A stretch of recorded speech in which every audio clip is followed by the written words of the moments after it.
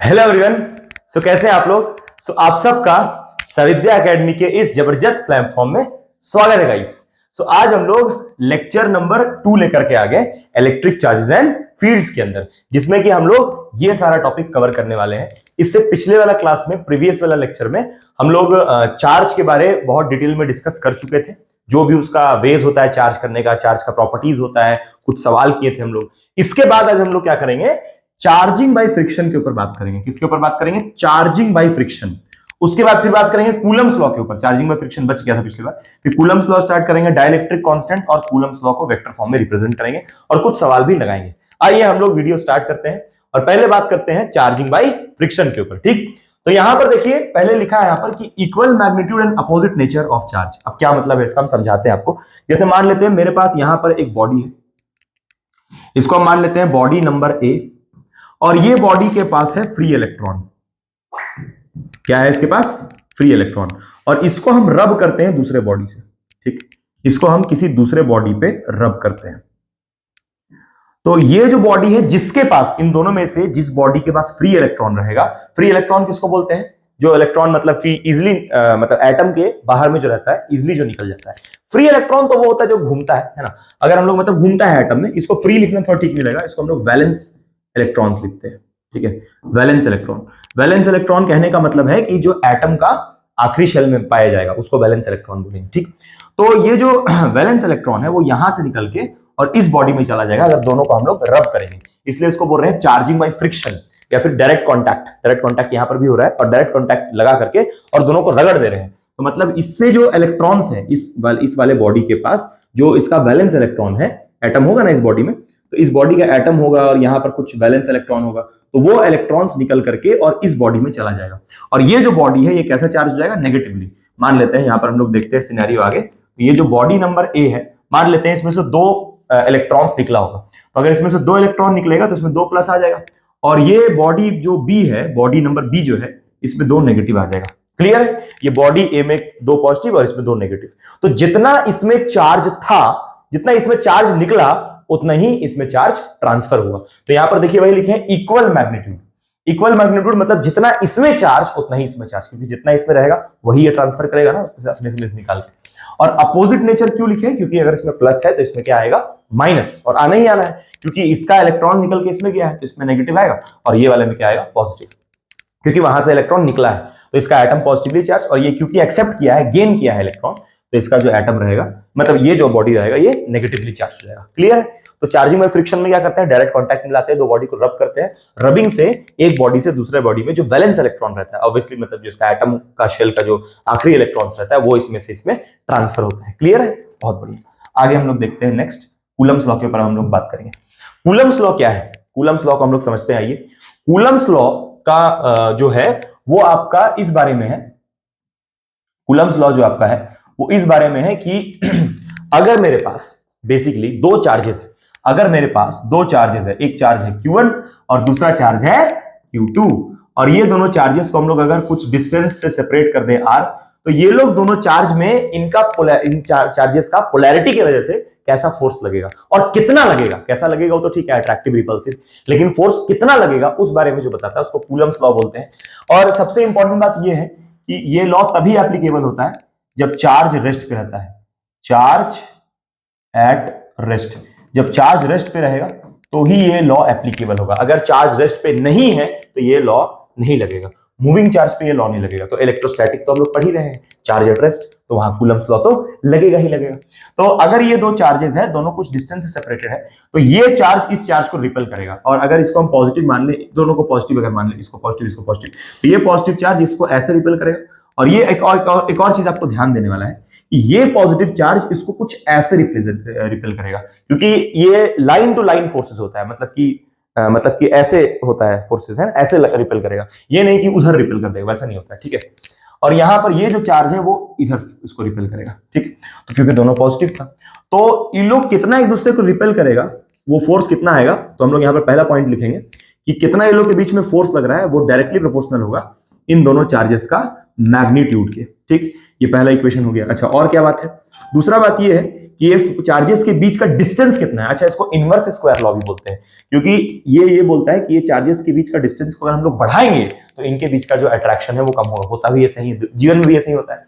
दो लोग जब दूर जाता है तो उनके बीच का अट्रैक्शन क्या होता है, कम होते जाता है। तो ये दोनों चार्जेस दूर जा रहा है तो इनके बीच का जो मतलब जो भी इंट्रैक्शन है, रिपल्शन हो रहा था, तो ये रिपल्शन क्या होता जाएगा, घटते जाएगा। तो डिस्टेंस बढ़ाने से इन लोग के बीच का जो फोर्स है वो कमेगा। ठीक, तो inversely proportional to R square, तो इसीलिए इसको इनवर्स स्क्वायर लॉ भी बोलते हैं, क्योंकि ये डिस्टेंस के स्क्वायर के इनवर्सली प्रोपोर्शनल है फोर्स। ठीक, मैग्नीट्यूड जितना ज्यादा चार्ज करके, जितना ज्यादा चार्ज हैवी रहेगा उतना तेज रिपल्शन होगा, इसलिए डायरेक्टली प्रोपोर्शनल। ठीक, अच्छा, तो ये दोनों चीज को अगर हम लोग कंबाइन करेंगे तो कंबाइनिंग इक्वेशन 1 और 2 हमको क्या मिलेगा, F इज प्रोपोर्शनल टू। अच्छा, एक चीज और पता होना चाहिए कि ये जो कूलम्स लॉ है it is experimental law. Experimental law मतलब कोई इसका मैथमेटिकल प्रूफ नहीं है, कोई इसका प्रूफ नहीं है।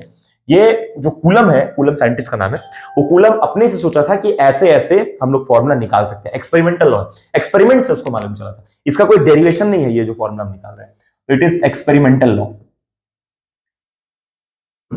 Experimental law, basically it is experimental law. Coulomb's law is experimental law. Clear? अच्छा, तो यहां पर हम लोग इन दोनों अगर इक्वेशंस को कंबाइन करेंगे तो कंबाइन करके मिलेगा Q1 Q2 डिवाइड बाय यहां पर आ जाएगा R स्क्वायर। ठीक, अब एक काम करते हैं, यहां से प्रोपोर्शनलिटी हटाते हैं। तो प्रोपोर्शनलिटी हटाने के बाद आपको पता है कि इक्वल टू और कांस्टेंट दोनों देना पड़ता है। तो प्रोपोर्शनलिटी हटाएंगे यहां से हम लोग, तो यहां पर एक इक्वल टू देंगे और एक कांस्टेंट देंगे। ठीक, Q1 Q2 divide by R square. और यहां पर ये जो k होगा, ये जो k, इसको हम लोग इलेक्ट्रोस्टैटिक कांस्टेंट बोलते हैं या फिर कूलम्स कांस्टेंट। ठीक, तो इसको हम लोग बोलते हैं इलेक्ट्रोस्टैटिक कांस्टेंट।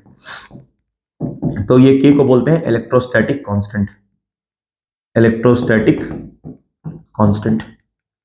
ठीक है, या फिर एक और चीज है कि k का एक वैल्यू भी होता है। अगर ये चार्जेस एयर में है, अगर हम लोग बात कर रहे हैं यहाँ पर एयर का, तो k को हम लोग ऐसे लिख सकते हैं, k equal to 1/4 pi epsilon naught. Air ही ले लेते हैं, मान लीजिए एयर का ही बात करते हैं, क्योंकि एयर या वैक्यूम और एयर हम लोग का सिलेबस में लगभग सेम है।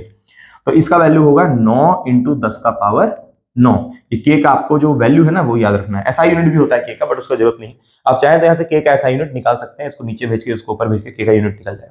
तो ये इसका वैल्यू है जो आपको याद रखना है फॉर न्यूमेरिकल्स। ठीक, तो ये क्लियर है आपको कूलम्स लॉ क्या होता है। तो थोड़ा हम लोग कूलम्स लॉ को यहाँ पर लिख लेते हैं एक बार।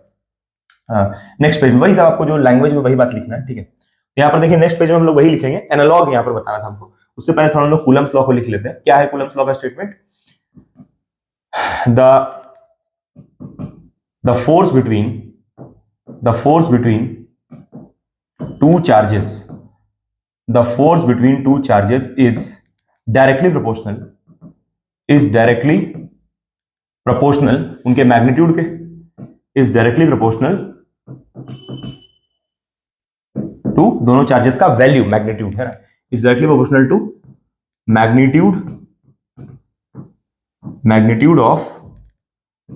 magnitude of two चार्जेस, उनके मैग्नीट्यूड के डायरेक्टली प्रोपोर्शनल। और क्या बोल सकते हैं, और हम लोग ये बोल सकते हैं कि दोनों के डिस्टेंस के स्क्वायर के इनवर्सली प्रोपोर्शनल। ठीक है, inversely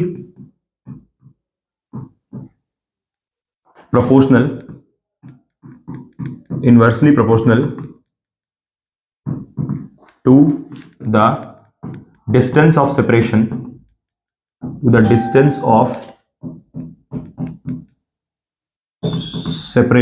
the distance of separation between the two charges, कोई दिक्कत नहीं इसमें सर, एकदम कोई दिक्कत नहीं है, बढ़िया समझ में आ रहा है। ठीक है, चलिए तो हम लोग आगे अब देखते हैं, वही बात लिखा हुआ है यहाँ पर। ठीक है, inversely proportional to the square होगा यहाँ पर। ठीक है, स्क्वायर छूट गया है, square of distance of separation है ना, स्क्वायर ऑफ डिस्टेंस होगा यहाँ पर। ठीक है, inversely proportional to the square of distance between the two charges. Clear है? चलिए बहुत बढ़िया। तो मैग्नीट्यूड दोनों चार्ज का लेना, मैग्नीट्यूड माने वैल्यू ऑफ द चार्ज। ठीक, अब यहाँ पर हम लोग फॉर्मूला थोड़ा लिखते हैं। तो ऑब्वियसली वहां पर जो फोर्स F है उसको आपको न्यूटन में ही मेजर करना है, ये सब बेसिक बात आपको पता है। तो यहाँ पर देखिए, हम एक बार आपको यहाँ पर थोड़ा सा एनालॉग का क्या मतलब था, है ना। एनालॉग का मतलब ये है कि आप पढ़े होंगे न्यूटन्स लॉ ऑफ ग्रेविटेशन। ठीक है, न्यूटन्स लॉ ऑफ ग्रेविटेशन आप पढ़े होंगे। न्यूटन्स लॉ ऑफ ग्रेविटेशन आपको याद होगा, न्यूटन्स लॉ ऑफ ग्रेविटेशन आपको याद होगा कि उसका फॉर्मूला होता था F ग्रेविटेशनल। ये दो मासेस के बीच में बोलता था कि अगर दो मास है M1 M2 और दोनों के बीच का डिस्टेंस है R, तो इसका भी फॉर्मूला वही होता था, F gravitational equal to G m1 m2 divide by R square. याद करिए ये फॉर्मूला इसका होता था, ग्रेविटेशनल फोर्स जिसको बोलते थे। तो ये भी कुछ सिमिलर वे में इसी के जैसा, हालांकि दोनों में बहुत अंतर है। ये तो दो मासेस, और ये जो फोर्स होता है ना, ये हमेशा अट्रैक्टिव होता है, ऑलवेज अट्रैक्टिव। ये तो फोर्स हमेशा अट्रैक्टिव होगा, ऑलवेज अट्रैक्टिव, मतलब दो बॉडी का अट्रैक्शन के ही बारे में बात करेगा, ठीक। लेकिन ये जो हम लोग कूलम फोर्स पढ़ रहे हैं, लेकिन हम लोग ये जो कूलम फोर्स पढ़ रहे हैं, ये अट्रैक्टिव भी हो सकता है और रिपल्सिव भी हो सकता है, ठीक। तो यहां पर आप देखिए, अभी जो आप पढ़े कूलम्स लॉ, थोड़ा फॉर्मूला दोनों का सिमिलर सिमिलर है, इसलिए एनालॉग लिखे हैं, ठीक है। एनालॉग का मतलब दोनों का फॉर्मूला में सिमिलरिटीज, ठीक। स्पेलिंग गलत हो गया यहाँ पर, कूलम्स लॉ, ठीक है, कूलम्स लॉ। तो कूलम्स लॉ का जो फॉर्मूला है दैट इज, यहां से हम लोग अगर लिखें F electrostatic equal to K Q1 Q2 divide by R square, ठीक है, ये फॉर्मूला है कूलम्स। तो यहां पर आप देख सकते हैं कि इसमें आप सिमिलरिटी दिख रहा होगा, बट ये जो फोर्स है, ये फोर्स जो है ये अट्रैक्टिव भी होता है, अट्रैक्टिव एंड रिपल्सिव, अट्रैक्टिव और रिपल्सिव दोनों हो सकता है, अट्रैक्टिव रिपल्सिव दोनों हो सकता है। क्लियर है बात एकदम? बहुत बढ़िया बहुत बढ़िया बहुत बढ़िया, आगे बढ़ते हैं। अब यहां पर नेक्स्ट है डाइलेक्ट्रिक कांस्टेंट, ठीक है। डाइलेक्ट्रिक कांस्टेंट क्या है हम आपको समझाते हैं। जैसे चार्ज को हम लोग तो एयर में रख रहे थे, कभी कभी क्या होता है कि किसी दूसरे मीडियम में भी चार्ज को रख सकते हैं। तो अगर मान लेते हैं मेरे पास चार्ज किसी मीडियम में है, एनी मीडियम, मान लेते हैं कोई भी मीडियम है मेरे पास, ठीक है, एनी मीडियम है, कोई भी मीडियम है मेरे पास, ठीक है, कोई मीडियम हम लोग यहाँ पर ले लेते हैं। जैसे मान लेते हैं यहाँ पर कोई मीडियम, वाटर लिक्विड कोई मीडियम है, ठीक है। तो इस मीडियम के लिए अगर हम लोग फोर्स लिखेंगे, फोर्स इन मीडियम, तो उसको लिखेंगे 1/4 पाई एप्सिलॉन m, मतलब मीडियम जो है उसका परमिटिविटी, ये एप्सिलॉन का मतलब परमिटिविटी होता है, ठीक है।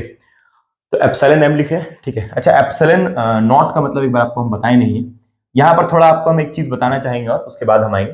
जैसे ये जो हम लोग कूलम्स लॉ का फॉर्मूला लिख रहे हैं, थोड़ा सा एक चीज बता दें आपको, यहाँ पर साइड बता देते हैं, देखिए आप, जैसे हम लोग ये जो फॉर्मूला लिख रहे हैं F बराबर K Q1 Q2 by R square, तो इसमें ये जो K है उसका वैल्यू आपको बताए थे हम 9 × 10 का पावर 9 होता है। तो वो कैसे आता है, 1/4 पाई एप्सिलॉन नॉट को सॉल्व करके। और ये एप्सिलॉन नॉट क्या होता है, एप्सिलॉन नॉट को हम लोग बोलते हैं परमिटिविटी ऑफ फ्री स्पेस, है ना। इसका भी एक वैल्यू होता है, इसका वैल्यू होता है 8.85 × 10 की पावर -12, याद रखना है। और ये परमिटिविटी ऑफ फ्री स्पेस भी बोलते हैं, या फिर एयर, ठीक। तो एयर में हम लोग ये फॉर्मूला लिख रहे हैं, मतलब एयर के लिए ये यूज करें, क्लियर है। तो आपको खैर ये हम बता दिए अभी, है ना। यहाँ पर फिर आपको हम कंपेयर करके बताते हैं, कंपेयर करके थोड़ा बताएंगे तब ज्यादा समझ में आएगा, ठीक है। यहाँ पर फिर से कंपेयर कर देंगे तो अच्छा थोड़ा लगेगा। यहाँ पर Q1 ले लेते हैं, Q2 ले लेते हैं और डिवाइड बाई आर स्क्वायर। हम लोग क्या किए ना, पहले अभी चार्ज को कोई भी मीडियम में रखे, कोई मीडियम, मीडियम का आपको नाम नहीं बताएं, यहाँ पर चार्ज को रख दिए, इन लोग के बीच का डिस्टेंस कितना है, r, अभी मीडियम में रखा हुआ है।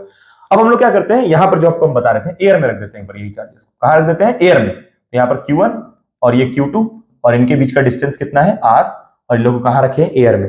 तो एयर में जो है ना, एयर में इस फॉर्मूला को आप अगर लगाइएगा, एयर में मीडियम अभी पता चल गया कि एयर है, तो इसको हम लोग लिखेंगे 1/4 पाई, और यहां पर आ जाता है एप्सिलॉन नॉट, क्या आ जाता है वहां पर, एप्सिलॉन नॉट। अब एप्सिलॉन नॉट कैसे आया, अभी समझ में आया, ठीक है। एप्सिलॉन नॉट कैसे आया, क्योंकि यहाँ पर मीडियम एयर है, ठीक है, उसको भी हम बताएंगे कैसे आया।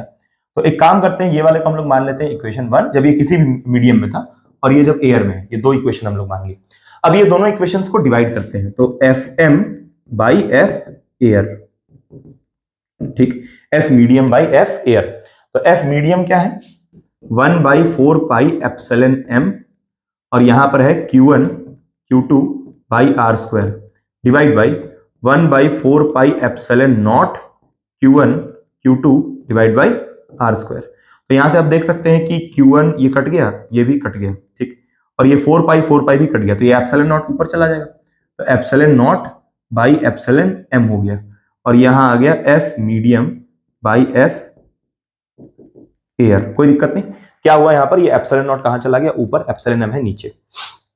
तो अब इसी को अगर हम लोग रिवर्स करके लिखें, इसी को लिख सकते हैं F एयर, ठीक है, बाई F मीडियम, इसी को लिख सकते हैं F air by F medium is equals to epsilon m by epsilon naught, पलट करके, ठीक है, epsilon m by epsilon naught. तो epsilon m by epsilon naught, ये जो है यहां तक आपको कोई दिक्कत नहीं होगा ना। ये हम लोग क्या किए, कुछ नहीं, फिर से बता देते हैं। ये पहला इक्वेशन था जिसमें जो चार्जेस है वो मीडियम में रखा हुआ था, और इसको मान लिया इक्वेशन 1। फिर क्या किए, ये दोनों चार्जेस को कहां रख दिए, एयर में। तो एयर में यहां पर हम एप्सिलॉन नॉट लिखे, बताएंगे अभी कैसे लिखे। और यहां पर क्या किए, ये दोनों इक्वेशन को हम लोग डिवाइड किए। तो डिवाइड करने के बाद जो जो कट रहा था उसको काट दिए, बाकी सब कट गया। तो ये जो एप्सिलॉन नॉट था ये ऊपर चला गया, यहाँ पर पलट के ऊपर चला जाएगा, और ये 1 यहाँ चला गया। तो मतलब कि ये हो गया epsilon naught by epsilon M, और ये F medium by F air. यहां तक कोई दिक्कत नहीं होगा, ठीक। तो ये जो epsilon M by epsilon naught होता है, इसी को, ये जो आपका आ रहा है epsilon M by epsilon naught, इसी को हम लोग बोलते हैं एप्सिलॉन आर। क्या बोलते हैं, एप्सिलॉन आर। क्या बोलते हैं, एप्सिलॉन आर। और ये जो एप्सिलॉन आर है उसी को हम लोग बोलते हैं डाइलेक्ट्रिक कांस्टेंट। इसी का एक दूसरा नाम भी होता है, इसको हम लोग दूसरा नाम भी इसका होता है डाइलेक्ट्रिक कांस्टेंट का, रिलेटिव परमिटिविटी। ठीक है, दूसरा नाम भी इसका होता है रिलेटिव परमिटिविटी, इसका दूसरा नाम है रिलेटिव परमिटिविटी। अभी ध्यान दीजिएगा, आपको पूरा बात समझ में आएगा, ठीक है। यहां पर ना इसको हम लोग के से भी कभी कभी लिखते हैं ये वाले को, खैर तो यहां पर हम एप्सिलॉन आर ही लिख देते हैं फटाफट, ठीक है। तो जो वैक्यूम का एप्सिलॉन आर होता है वो 1 होता है, एयर का एप्सिलॉन आर इतना होता है, और वाटर का एप्सिलॉन आर इतना होता है। तो ये एप्सिलॉन आर यहाँ पर जो है ना, इसका अलग अलग वैल्यूज लिखा हुआ है। तो यहाँ पर फॉर्मूला मेरे पास क्या आएगा, इसको हम मिटा रहे हैं, ठीक है। यहाँ पर मेरे पास फॉर्मूला क्या है, epsilon R is equal to epsilon M by epsilon naught. तो यहाँ से अगर हम लोग देखेंगे एप्सिलॉन एम, तो एप्सिलॉन एम क्या होगा, epsilon R into epsilon naught. तो आप चाहें तो किसी भी मीडियम का यहाँ पर एप्सिलॉन निकाल सकते हैं। तो जैसे यहाँ पर आप देख सकते हैं ये एप्सिलॉन नॉट कैसे आया, अब हम आपको बताते हैं। यहाँ पर ध्यान दीजिएगा, ये एप्सिलॉन नॉट कैसे आया अब हमको बताते हैं। अभी आपको हम बताएं, क्योंकि हम लोग एयर का बात कर रहे हैं, तो एयर का अगर आप निकालिएगा एप्सिलॉन एयर, अगर आप एयर का एप्सिलॉन निकालिएगा तो यहाँ पर क्या करिएगा, epsilon R into epsilon naught. और जो एप्सिलॉन आर एयर का होता है, वैल्यूज है, ये वैल्यूज आपको याद रखना है, ठीक है। ये वैल्यूज आपको याद रखना है, याद नहीं भी रख सकते हैं, कोई दिक्कत वाला नहीं, सवाल में ये तो दिया ही रहता है। एयर का जो एप्सिलॉन आर होता है दैट इज 1, तो यहां पर आ जाएगा एप्सिलॉन नॉट। ये आ गया एप्सिलॉन आपका किसका, एयर का। तो क्योंकि एयर का एप्सिलॉन आर 1 हो गया, इसीलिए यहां पर क्या आ गया, एप्सिलॉन नॉट। लेकिन ये जो मीडियम है, इस मीडियम का, मीडियम वाला जो है, मीडियम वाला में एप्सिलॉन आर का कुछ ना कुछ वैल्यू होगा। तो अलग अलग मीडियम के लिए एप्सिलॉन आर का वैल्यू अलग अलग होगा। जैसे देखिए, अगर चार्जेस वाटर में रहेगा तो वाटर में एप्सिलॉन आर का वैल्यू होता है 80, तो फिर यहां पर एप्सिलॉन नॉट इंटू 80 डालना होगा। थोड़ा सा आपको हम इसको अप्लाई करके दिखाते हैं। ये आपको डेरिवेशन क्लियर है, ये फॉर्मुला क्लियर है। ये फॉर्मुला आपको लिख लेना है, epsilon R is equal to epsilon M by epsilon naught, और यहां से epsilon M is equal to epsilon R into epsilon naught, चाहे कैसे भी याद रख लीजिए। और बाकी ये भी होता है फोर्स वाला फॉर्मुला, ठीक है। तो आपको एक बार हम बताते हैं नेक्स्ट पेज में, यहां पर देखिए एक बार आपको बताते हैं हम नेक्स्ट पेज में। अब आपको हम क्या बताएं, जैसे अगर हम लोग बात करेंगे जब पर भी किसी मीडियम का, मान लेते हैं किसी मीडियम का बात करते हैं, किसी मीडियम का अगर हम लोग बात करेंगे तो पहले फॉर्मुला लिखेंगे F medium is equal to 1/4 pi epsilon M, उसके बाद लिखेंगे Q1 Q2 by R square, ठीक। ये फॉर्मूला होगा एप्सिलॉन किसी भी फोर्स किसी भी मीडियम का। तो हम लोग अगर यहाँ पर एप्सिलॉन एम देखेंगे तो उसको लिखेंगे epsilon R into epsilon naught, ये फॉर्मूला हो गया epsilon R into epsilon naught, ठीक। तो यहां पर अगर हम लोग बोल देते हैं, मान लीजिए वाटर है, मान लीजिए बोलते हैं मीडियम कौन है, वाटर। मीडियम कौन है, वाटर। तो अगर वाटर बोलेंगे तो वाटर का जो एप्सिलॉन आर का वैल्यू होता है दैट इज 80। अलग अलग मीडियम का एप्सिलॉन आर अलग अलग होता है, वाटर का एप्सिलॉन आर कितना होता है, 80। यहां से फोर्स इन वाटर अगर हम लोग निकालेंगे वाटर मीडियम में, तो उसको लिखेंगे बराबर 1/4 पाई, ठीक है। अब देखिए यहां पर से आप वाटर का निकालिएगा, जब मीडियम यहां पर कौन से ले लिए हम लोग, मीडियम कौन से ले लिए, वाटर। तो यहां पर से एप्सिलॉन आर वाटर का डालिएगा 80 इंटू एप्सिलॉन नॉट, यानी कि यहां से हो जाएगा ये एप्सिलॉन एम की जगह 80 एप्सिलॉन नॉट, ठीक। और यहां पर Q1 Q2 by R square ये आ जाएगा। तो यानी कि यहां पर आप फोर्स इन वाटर जब निकालिएगा अगर, तो आपको ये मिलेगा, इसको आप थोड़ा सा अगर रीअरेंज करके लिख लीजिए, ये हो जाएगा 1 बाई, इसको थोड़ा सा आगे पीछे करके, यानी कि ये हो जाएगा, देखिए आपको यहाँ पर 80 एप्सिलॉन नॉट आ रहा है, 1/4 पाई एप्सिलॉन नॉट, और यहाँ होगा 1/80, और यहाँ पर Q1 Q2 divide by R square. ये फोर्स किस में आ गया, वाटर में। वही अगर ये चार्जेस एयर में होता, वही अगर हम लोग यहाँ पर थोड़ा कंपेयर करें, अगर ये चार्जेस अभी बताए थे आपको हम, हालांकि यहाँ पर एक बार फॉर्मूला लिख देते तो आपको और क्लियर हो जाएगा।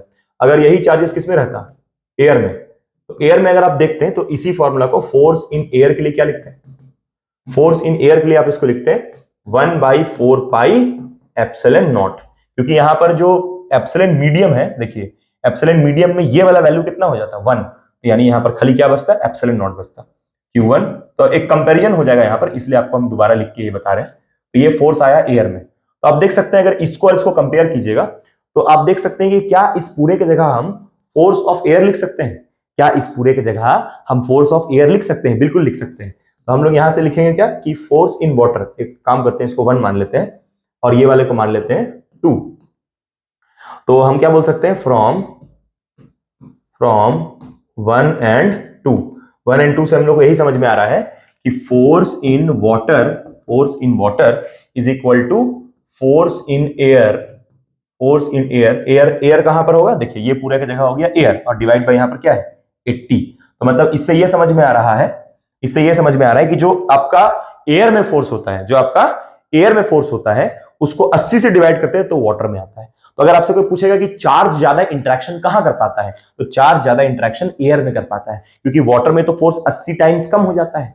तो फोर्स कितना टाइम्स कम हो जा रहा है उसके बारे में आपको कौन बताता है, डाइलेक्ट्रिक कांस्टेंट। ठीक है, तो डाइलेक्ट्रिक कांस्टेंट का अलग अलग वैल्यूज आपको मालूम चलता है कि किस मीडियम में कितना परमिशन है चार्जेस को इंटरैक्ट करने का। क्लियर है, ये आपको एकदम क्लियर होगा। तो एप्सिलॉन आर का डेफिनेशन क्या होगा डाइलेक्ट्रिक कांस्टेंट का, it is the ratio of the permittivity of any medium divide by permittivity of free space. आप चाहे तो इसका डेफिनेशन कॉपी में लिख सकते हैं, बोल दे रहे हैं it is the ratio of permittivity in any medium divide by permittivity of free space. ये एक रेशियो है, तो रेशियो है इसलिए इसका यूनिट नहीं होता है, नो यूनिट।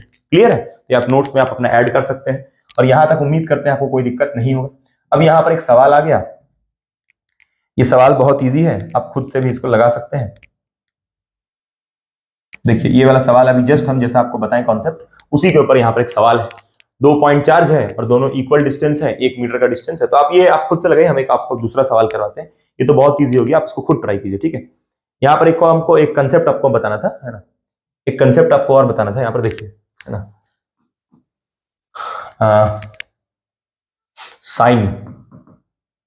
साइन के बारे में आपको बताना था। जैसे आपको पता है कि अभी हम लोग कूलम्स लॉ में फोर्स का फॉर्मूला पढ़े, F बराबर K Q1 Q2 divide by R square. ठीक, ऐसे लिख रहे हैं। तो अब यहाँ पर मान लीजिए कि ये K का मतलब है भाई 1/4 पाई एप्सिलॉन नॉट, वही है, और इसका वैल्यू भी आपको हम बता चुके हैं, तो ये K का मतलब है। ठीक, अभी हम लोग एयर के लिए मतलब स्पेसिफिक बात कर रहे हैं।